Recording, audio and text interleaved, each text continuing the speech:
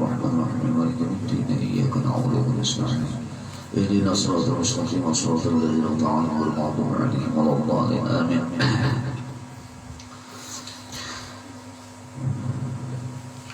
A'udzu billahi minasyaitonir rajim. Bismillahirrahmanirrahim. Alhamdulillahi rabbil alamin wassalatu wassalamu ala asyrafil anbiya'i wal mursalin sayyidina wa maulana Muhammadin wa ala alihi wa sahbihi ajma'in.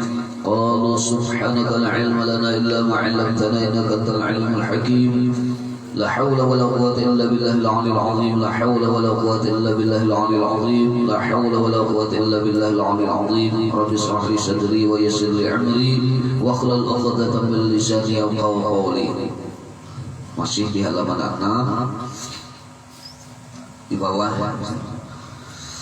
sam'un.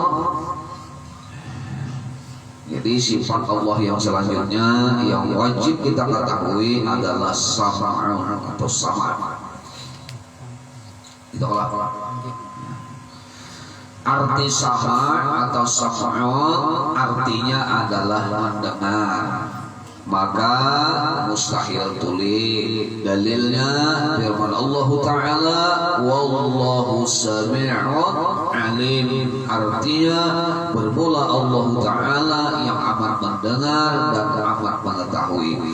Maka patut bagi mukmin mu'taqid bahwa ia takut berkata-kata yang haram, sebab karena Tuhannya amat mendengar akan segala perkataannya adanya. Sifat Allah yang berikutnya adalah basarun atau basar, artinya melihat. Maka mustahil buta. Dalilnya firman Allah Ta'ala, wallahu basirun bima ta'malun. Artinya bermula Allah Ta'ala yang amat melihat dengan barang yang dibuat oleh kamu. Maka patut bagi mukmin mu'taqid bahwa ia tidak membuat maksiat, sebab Tuhannya amat melihat akan segala perbuatannya adanya. Jadi kita rangkum sifat yang ke-11 ke-12. 11 dan 12 kita gabung aja, jadi sifat sama dan sifat basar. Karena kedua-duanya nih nyaman aja namanya. Jadi sama artinya mendengar dan basar artinya melihat. Ini salah satu di antara dua sifat Allah, sifat kesempurnaan Allah. Jadi sifat sama dan sifat basar ini ada pada zat Allah. Sama dan basar itu adalah sifat. Sifat beda dengan zat. Jadi sifat-sifat zat-zat. Karena dia sifat, maka dia tidak bisa berdiri sendiri, pasti membutuhkan zat tempat dia berdiri.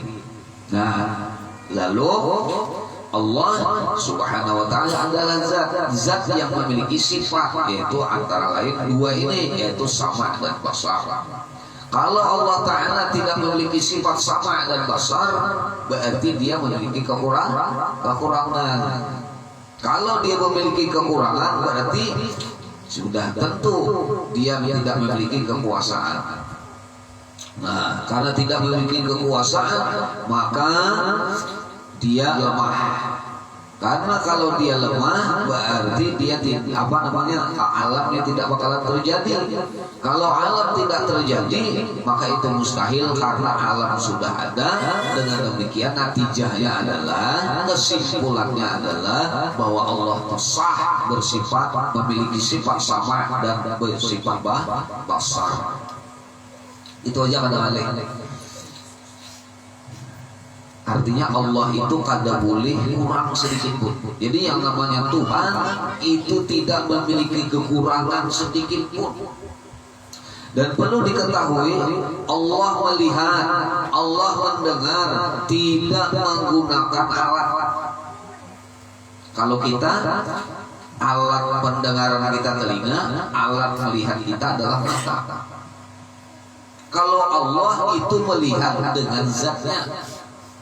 zatnya melihat karena sifat sama dan basar ada, melihat mendengar karena sifat sama dan basar ada pada diri Allah. Jadi Allah zatnya yang maha mendengar dan maha melihat. Nah, kita di samping diberikan oleh Allah Ta'ala sifat sama dan basar, di samping itu juga diberikannya alat. Jadi indranya ada, indra penglihat dan indra pendengar, alatnya ada, yaitu telinga dan mata. Cuma perlu diketahui pula sama dan basar Allah itu takluk kepada segala sesuatu yang ada. Allah mendengar. Pendengaran Allah bukan hanya objeknya suara-suara, tetapi segala yang ada didengar oleh Allah. Bahkan warna sekalipun didengar oleh Allah. Warna. Kalau kita kan mendengar itu hanya tak suara saja. Itu pun suaranya pun besaran juga. Misalnya kalau kita ini menggolongkan suara itu kan ada dengarannya ultrasonik, ada infrasonik, macam-macam. Nah, ada yang kita dengar, manusia hanya mendengar suara yang memiliki getaran. Frekuensi suaranya itu sekitar 20 sampai 20 ribu hertz istilahnya. Di bawah pada itu dia tidak bisa mendengar, di atas pada itu telinga nggak bisa mendengar. Seperti itu. Lawan pendengaran kita ini mesti ditunjang dengan telinga, dan telinganya harus baik pula. Begitu juga mata. Nah, kalau Allah tidak memerlukan semua itu, Dia melihat, Dia mendengar dengan zatnya. Kalau kita melihat, mendengar dengan alat, berarti kita bergantung kepada alat. Karena Allah maha mendengar dan maha melihat, zatnya tadi justru Dia mendengar dan melihat dengan zatnya, menunjukkan Dia tidak memerlukan alat apa-apa untuk mendengar itu. Kemudian pendengaran dan penglihatan Allah tidak pula ditunjang dengan hal-hal yang lain. Contohnya kalau kita melihat, kita memerlukan cahaya ulang tambahannya nih. Punya kadar cahaya kada kawan juga, biar baik mata kada kawan juga melihat. Mencahayanya kadar. Bagi Allah Subhanahu wa Ta'ala sekali lagi tidak tergantung ABCD, tidak ada itu. Jauh dekat bagi Allah sama saja. Suara itu pelan atau suara itu keras bagi Allah sama saja. Hatta Dia mendengarkan, Dia melihat apa-apa yang ada di dalam hati manusia, apa-apa yang tersirat di dalam hati manusia.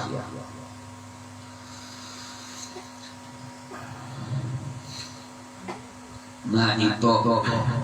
Nah kalau sudah Allah Ta'ala itu kita percaya Dia memiliki sama dan memiliki sifat basar, bagaimana kita ini Allah Ta'ala menghendaki kita dengan harus beringat-ingat. Kalau Allah Ta'ala itu kita yakin Dia memiliki sifat sama, maka ujar sidin di sini hendaklah kita mengatur pamadiran. Jangan sembarang bepandir, karena Allah mendengar. Jangankan yang dimontok di dalam hati juga mendengar. Yang di dalam hati ini kan ada suara, ada huruf. Di dalam hati itu berhuruf ada, bersuara ada. Iya didengarkan Tuhan Pak. Apalagi bersuara. Apa-apa yang di dalam hati itu, ya goresan-goresan hati. Ada enam kemarin, ada enam goresan hati ini. Nah di dalam kitab-kitab itu ini harus hendak tahu baca pun kitab-kitab nongol-nongol. Yang pertama ada ngarannya hajiz. Di atas hajiz itu ngarannya ada lagi khotir. Di atas itu ada lagi ngarannya hadisun nafs. Di atas itu ada lagi ngarannya hammun. Di atas itu ada lagi ngarannya azmun. Di atas itu ada lagi ngarannya niat. Jadi 6 macam ini yang ada di dalam hati kita. Bisa baik yang disebut dengan khatir khair, bisa jahat yang disebut dengan khatir syarr. Nah, di dalam kitab-kitab misalnya kitab Minhajul Abidin Imam Ghazali itu ada berbicara tentang itu sedikit. Nah, ini didengar oleh Allah, didengar oleh Allah, dilihat oleh Allah. Makanya kita ini berkata-kata, khususnya karena Allah Ta'ala, khususnya kita mengatur kata-kata, karena kata-kata ini paling alih.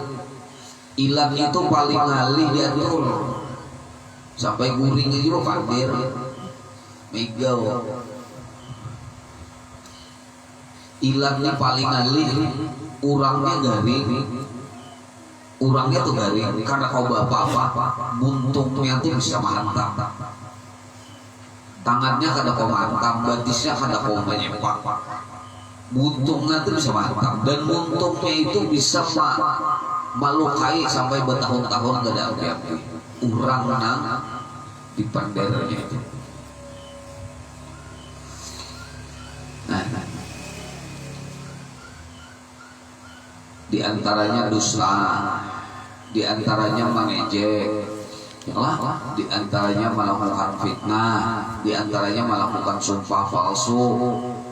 Lidah tadi, kemaksiatan-kemaksiatan yang ada pada lidah kita ini. Sebaliknya mestinya harus dibawa untuk melafazkan kalimat-kalimat thayyibah, kalimat-kalimat yang baik, zikrullah, baik dengan zikir lisan, atau salawat-salawat, atau perkataan-perkataan yang baik seperti berpandir masalah ilmu, masalah nasihat-nasihat. Nah itu mestinya yang banyak. Atau beliau kan ada hadis Nabi SAW, man amana billah wal yaumil akhir, siapa yang beriman kepada Allah dan hari akhir, falyaqul khairan, hendaklah dia berkata-kata yang baik, aw liyasmut, atau berdiam. Berdiam aja. Mungkin kada bisa berpikir yang baik. Tapi kadang-kadang kita ini perlu mewaspadai perkataan. Kadang-kadang perkataan kita itu perasaan kita baik sudah, tapi di hati orang itu memukul sekali. Aku baik aja sudah ya.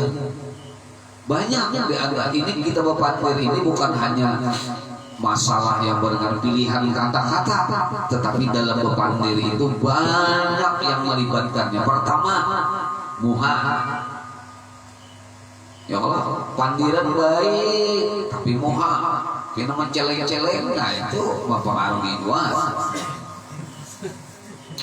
Ya Allah, pandirannya baik, muhanya bagus, tapi nadanya bisa juga itu melukai orang.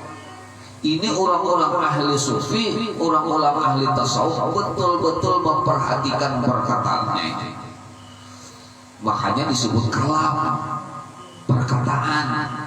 Kita berpikir bahwa yang namanya perkataan, arti kata-kata, berkata-kata itu huruf suara. Tidak. Kalam itu penyampaian sesuatu yang media penyampaian.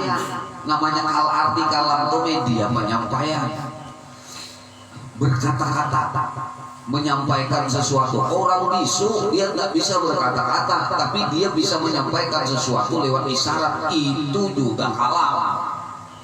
Kalam ini ada dimaksud dengan kalam nafsi, ada kalam lafzi. Kalam lafzi itu kalam yang terucap. Kalau kalam nafsi itu berupa hal dan amrunnya, ibarat caranya. Contoh, ini apa ngarannya? tasbih bepandir lainnya bepandir lo aku tasbih lu bepandir kadang-kala tapi biar mengerti ini ngarannya contoh kalam nafsi nih kalam nafsi nih contohnya lisanul hal ada lisanul hal ada lisanul maqal orang-orang arif billah itu bukan hanya lisanul qal lisanul maqal yang mereka perhatikan bahkan lisanul hal itu lebih banyak daripada lisanul maqal lisan yang diperkatakan itu sedikit kadang-kadang kata-kata tidak mewakili seluruhnya apa yang harus disampaikan. Makanya kalau kita dipandiri orang, diperhatikan bujur-bujur dan diserang bujur-bujur, jangan dipotong-potong. Diperhatikan bujur-bujur, kadang-kadang orang ini bisa kada pintar bepandir. Bepandir ini hendak aja menyampaikan coba pandirnya kada bisa. Bahkan salah bepandir. Bila bepandir salah. Yang kayak itu bujur bila bepandir karena kita nama istilahnya ta'arif sedikit ini harus memahami persoalan itu. Contoh kekanakannya bayi bisa lu bepandir kada bisa kan itu semua hanya berupa lisanul hal ya kan kadang-kadang kalamnya kalam nafsi saja lisanul hal ada lisanul hal misalnya sakit parut itu kalam sakit parut itu bahwa di dalam parut itu ada masalah lalu disuarakan disampaikan dengan cara seperti itu jadi jangan hanya pamandiran terus karena segala sesuatu segala upuk dan di mana di ufuk di segala upuk kata Allah di situ terdapat tanda-tanda bagi orang yang mau memperhatikan tanda-tanda. Hari moro bahasanya apa? Nak ujian bahasanya tuh. Jadi sering-seringlah membaca situasi seperti itu. Nah ini kalam-kalam yang tidak berhuruf, tidak bersuara kadang-kadang. Ada yang berhuruf, bersuara kadang. Ada yang bersuara, berhuruf kadang. Ada kadang duanya, ada kadang keduanya. Nah itu seperti itu. Nah ini semua didengar oleh Allah Subhanahu Wa Taala. Nah, kemudian basar. Nah, basar ini kan artinya melihat. Melihat. Allah melihat dirinya, Allah melihat makhluknya. Allah melihat dirinya, Allah mendengar melihat makhluknya. Allah mendengar dirinya, Allah mendengar makhluknya. Allah melihat dirinya, Allah mendengar makhluknya. Semua dilihat oleh Allah Subhanahu Wa Taala. Kalau kita percaya bahwa Allah Ta'ala itu maha basar, maha melihat, maka ujar silin berbaik-baik kelakuan. Yalah, tiada membuat maksiat. Jangan melakukan maksiat karena Tuhan selalu melihat kita. Sami'u basir, kelakuan baik, pamandiran baik, kelakuan baik. Kalau orang mengamalkan kedua macam ini, memperbaiki hal ihwalnya, wa imamuntungnya, wa perbuatannya, insya Allah ya, lakas saja diberi oleh Allah berupa musyahadah kepada zat Allah yang bersifat sama dan bersifat basar itu tadi. Jadi caranya gitu. Nah, kadang kalau kita langsung melihat ini sama Allah basar Allah kada kawan kecuali lewat pintu gerbangnya yaitu dua macam yaitu ma'amalakan apa? Menjaga pamandiran dan ma'amalakan menjaga perbuatan. Nah, karena bila tak salah tahalang yaitu nama halangin apa? Dosa.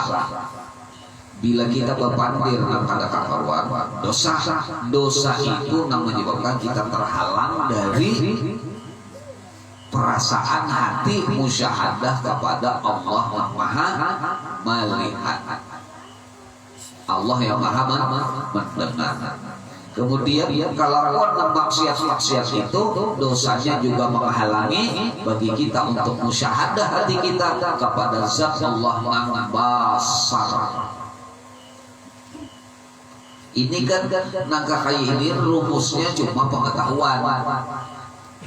Wujud kita bakal sampai basarnya itu cuma pengetahuan yang disebut dengan ilmu.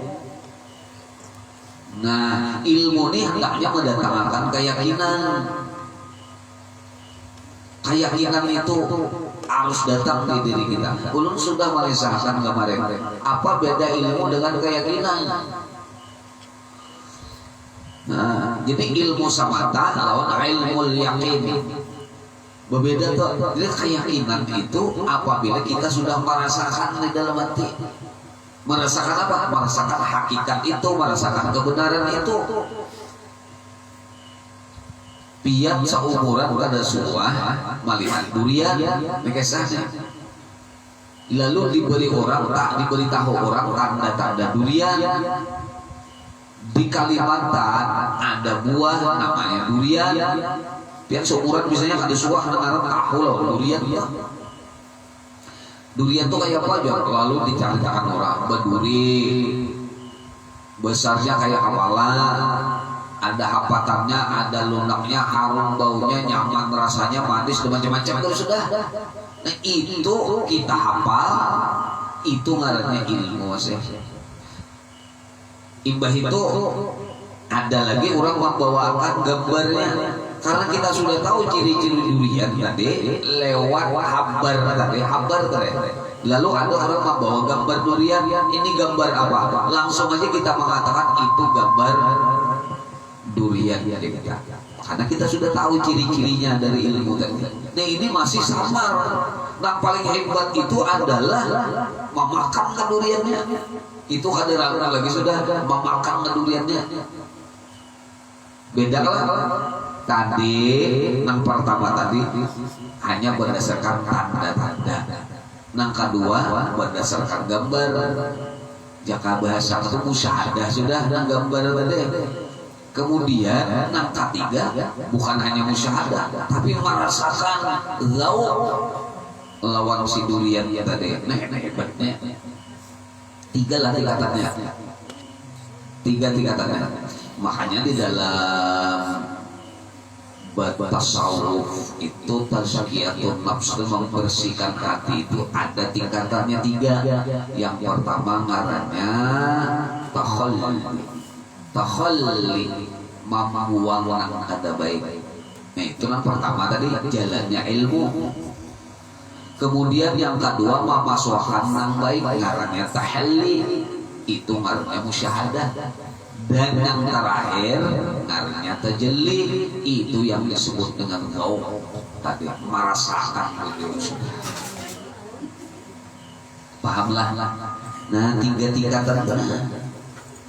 Jadi jangan hanya menghafal, jangan hanya menghafal, jangan hanya paham, tapi bisa menyaksikan. Contoh kita sholat, tahu rukun sholat ini, syarat sholat ini, ruku kayak ini teorinya, sujud kayak ini teorinya, cuma seorang kada melakukan. Tuh berapa orang tuh ya? Oh itu sembahyang, aku tahu. Cuma ini sendiri kada melakukan sembahyang, berarti ada di tahap pertama saja. Sama dengan ini, hafal sifat 20, wujud kita bakal lawannya ini, dalilnya ini, apa ya? Cuma yang ada kau menyaksikan, hatinya tuh nak ada kau menyaksikan, apalagi merasakan, jauh. Begitu. Nah, paham sudah ini lapisannya nih lah. Jadi masih jauh lagi kita perjalanan yang jauh lagi. Bila biar ya mampu merasakan selalu diinti hitungan, ada rasa-rasa itu dah nang diinti hitungan tadi. Karena kita yakin Allah Ta'ala bersifat basar. Nah, lalu aja tuh awak kita kena bergerak sorangan untuk menggawi hal taat, menghindari maksiat. Makanya orang-orang ahli sufi itu ada kata-kata Rasulullah SAW yang menyatakan kurang dan bujur-bujur bertakwa kepada Allah karena dianugerahi Allah apa? Allah jadi matanya, bahasa Tuhan adalah Allah jadi tangannya, maka orang itu kadada lagi maksiat, kadada lagi dosa, orang sudah wasil kepada Allah. Kalau ini ada tersalah memaham guru kalau sudah berisi ilmu itu dia nah apa aja kalau belum gawi kan ada dosa. Oh bukan, salah. Orang sudah wasil lawan Allah pasti kada menggawi dosa lagi, arahnya tuh nah arah kehidupan itu pasti kada lagi ke arah dosa. Itu nah kada berdosa. Maulah orang wasil lawan Allah kelakuannya kada baik kada mau. Makanya aneh benar orang itu kadang-kadang mengaji ilmu ketauhidan, ilmu ketuhanan sing tinggian cuma maksiat dijalankannya itu ngaku aneh benar tuh. Kada paham tuh nah. Kada paham kita. Nah kayak Rasul sallallahu alaihi wasallam tuh orang bujur-bujur wasil lawan Tuhan. Ada lagu yang sini namanya nyimbang. Kada ada semua ketaatan kepada Allah Subhanahu wa taala, semua gitu. Kawalah kita menampaki jalan itu, ya kawal aja dengan pertolongan Allah, berwasilah dengan Rasulullah SAW. Insyaallah sampai ini juga ke situ. Berarti mula-mula apa yang diurus? Akal urus. Yang kedua dengan akal tunggangi nafsu. Artinya jangan sampai nafsu itu dikalahkan oleh akal. Akal mana sudah kita pada semalam tuh, akal itu adalah cahaya yang ditaruh Allah Ta'ala ke dalam hati mukmin, yang dengan cahaya itu seorang mukmin mampu mengendalikan dirinya mengarah kepada hal-hal yang berupa ketaatan kepada Allah. Itu akal. Kalau pikiran banyak itu bisa. Punya kata-kata akal itu kawan-kawan kada ada pandangannya dalam bahasa apapun, dia cuma ada di dalam bahasa Arab. Akal nggak ada di dalam bahasa Inggris, yang ada think and reason, berpikir dan bernalar. Itu cuma fungsi akal saja. Dua di antara fungsi akal saja, berpikir dan bernalar. Cuma perlu kita ketahui bahwa akal itu adalah semulia-mulia makhluk yang diciptakan Allah, dan itu adalah sumber. Allah menurunkan syariat kepada orang-orang berakal. Lihat deh, setiap kita melakukan ketaatan kepada Allah selalu ada syaratnya akil. Akil, berakal. Jadi kalau berakal, ada masuk. Nih, mohon maaf, orang kafir disuruh sembahyang lah, kada. Orang kafir suruh puasa lah, kada. Kenapa? Jawabannya ada akal. Jelas. Sekali lagi apa? Akal itu cahaya yang ditaruh kepada hati orang mukmin. Itu akal. Nah, itu tah. Jadi jangan begini ibu-ibunya. Sudah alhamdulillah kita diberi akal. Cuma akal diakalani, ya guru kan dipikirkan, difungsiakan itu nah sesuai dengan jalur kayak itu. Karena mereka itu kan ubahnya dengan binatang. Bal hum adall, ulaika kal an'am, bal hum adall, bahkan lebih jelek daripada mereka. Kenapa? Ada akalnya. Ada akalnya, cuma ini kada menyadari dengan akal itu. Karena kada bisa cahaya tadi, cahaya. Ini alhamdulillah, abah Islam, mama Islam, datun ini Islam, keluar Islam. Wah, itu sudah anugerah luar biasa. Kada kau di apa namanya? Kada kau dibandingkan lawan lain nilainya biar sugi tapi bila. Nah ini kita sudah diberi akal, jangan ditutupi dengan maksiat. Karena kalau ditutupi lawan maksiat, karena kita hilang akal itu. Akhirnya sembahyang karena merasa wajib lagi, puasa karena merasa wajib lagi, dan sebagainya. Akalnya tertutup oleh dosa-dosanya itu. Padahal ini Islam. Islam. Ini bedanya orang Islam bermaksiat dengan orang kafir. Tetap dia bakal cuma tertutup orang Islam ini. Bakal cuma tertutup lawan apa? Maksiat ya itu. Nah ini lain bubuhannya itu udah sangat bakal. Makanya berdoa mudah-mudahan dapat hidayah. Nah hidayah itu ngalih hidayah itu. Nah tadi hidayah petunjuk apa? Petunjuk jangan kanalnya, kerannya, selangnya daripada nur itu. Jadi kita berdoa kepada Allah, mudah-mudahan mereka itu diberi hidayah oleh Allah Subhanahu wa taala. Nah, buatnya